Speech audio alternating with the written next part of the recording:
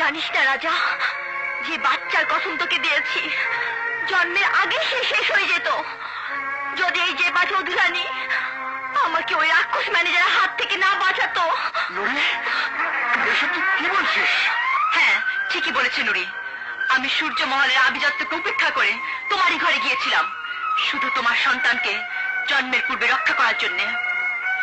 এবার বিশ্বাস হয়েছে?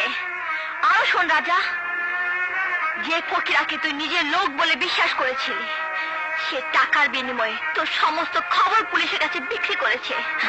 আর ওই জানোয়ার গোলাম আলী ম্যানেজারের সাথে চক্রান্ত করে তোকে শেষ করার পুরো ব্যবস্থা করে রেখেছে। আর এই গন্ডগোলের সূত্র ধরে আসিফ ভাইজানকে গুলি করে মারার চক্রান্ত করেছিল রাজা। আর এই সমস্ত চক্রান্ত তোমাদের বিশ্বস্ত ম্যানেজার সরফরাজ জানের। সে কাবিলাকে ভাড়া করে তোমার শক্তি বাড়িয়ে দিয়েছে যাতে তোমরা দুজন দুজনের রক্তের পিপাসা হয়ে যাও আর সে তার সম্পূর্ণ স্বার্থ উদ্ধার করতে পারে। জীবা, এসব তুমি কি বলছো? তোমার সহস্বর বাবা খান বাহাদুর রইস চৌধুরী আভিজাত্যের মোহে এতই অন্ধ যে শত্রুকে ঘরের ভিতর ডেকে এনে নিজেই প্রতিদিন ধ্বংস হয়ে যাচ্ছে, অথচ তিনি বুঝতেই পারছেন না সে কি করছেন। জীবা, তোমরাই বাকি। নিজেদের তোমরা বরাবরই রাজা ভেবে চলেছ, অথচ দাবার ছকের কুটি ছাড়া তোমরা কিছুই নও। অর্থ আর সম্পদের লোভী কুত্তা সরফরাজ আর গোলাম আলী চক্রান্তে জালে ধরা পড়ে তোমরা দুজন দোস্ত হয়েও একে অপরের জানের দুশ্মন হয়ে গেছো।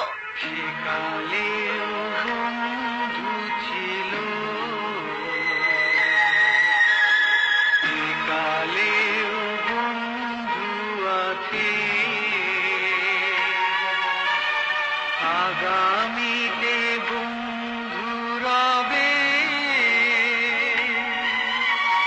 নইলে বাঁচার কি দাম হবে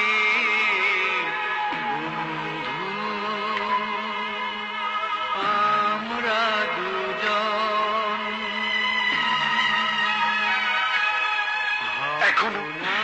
এখনো কি তোর বস্তিতে যাবার প্রয়োজন আছে রাজা? না মুরাদ, এখন তো আমার